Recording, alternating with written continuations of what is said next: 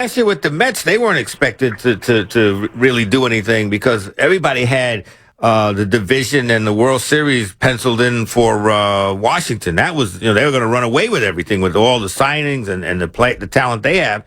And the Mets, it wasn't until it got Cespedes that then they took off.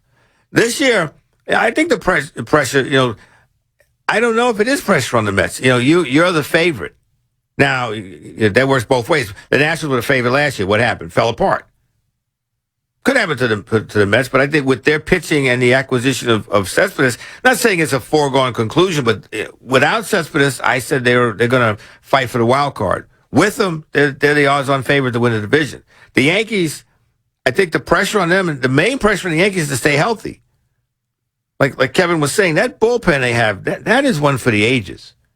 I mean, the Nasty Boys take a step behind them. This is, you think of Wetland and Mariano for the first championship, which didn't last, 1 year, and then Wetland moved on. But that was dominant, but that was only two guys. Now you got, three guys that are all throwing like 100. That's going to be scary. The pressure is, can the pitching staff hold up to get to these guys? If guys get knocked out in the third inning and you're losing 5-1, those guys in the bullpen, you don't want it to be, well, we're pitching them because they need the work. You want to pitch them because you want the win. Let's go to Andrew in Fresh Meadows. Andrew, you're on the Fan. Oh, I enjoyed your baseball points, Tony. Well opinionated. Anyway, I was going to talk to you about the Knicks. Okay. All right. So I understand clearly how Carmelo Anthony's contributed to this team this year. I mean, when Carmelo is not starting, Tony, the Knicks have not won a single game. They're 0-7. Mm-hmm. The thing is, it's like, the way I see Carmelo helping out this team is, I think he's the whole team chemistry. Without him, the Knicks aren't really a team this year. Mm-hmm. He's their leader. I mean, they with him, they can play elite teams and maybe lose, gracefully, if you will. Without him, they're going to get blown out. And when he's, like you said, when he's not with them, doesn't matter who they play. They can't win without him. Exactly. And I still enjoy seeing Porzingis play these games.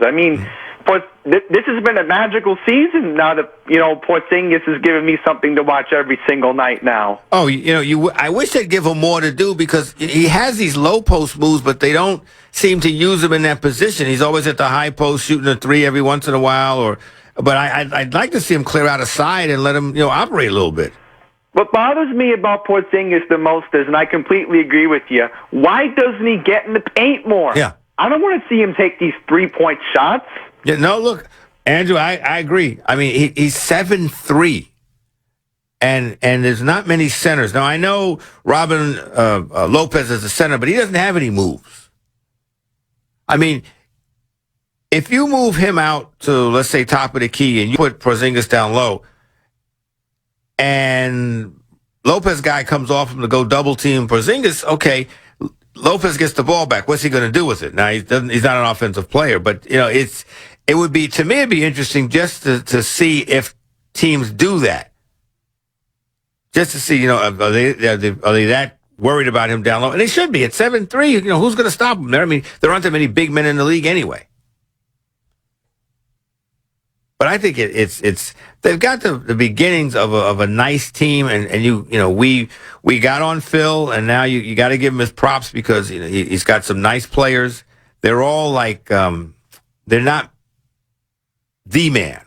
Like, Carmelo he does his thing. Porzingis does his thing. Alfalo is inconsistent, but, when he's hot, he's crazy. But they still need that point guard. And you're not going to get somebody from the draft, even if it fell into their lap, unless it's a superstar. He's not going to take over the Knicks and lead them to the promised land. They're going to need a veteran who at least bide some time. Because right now, I watch Calderon especially, and he's slow as molasses.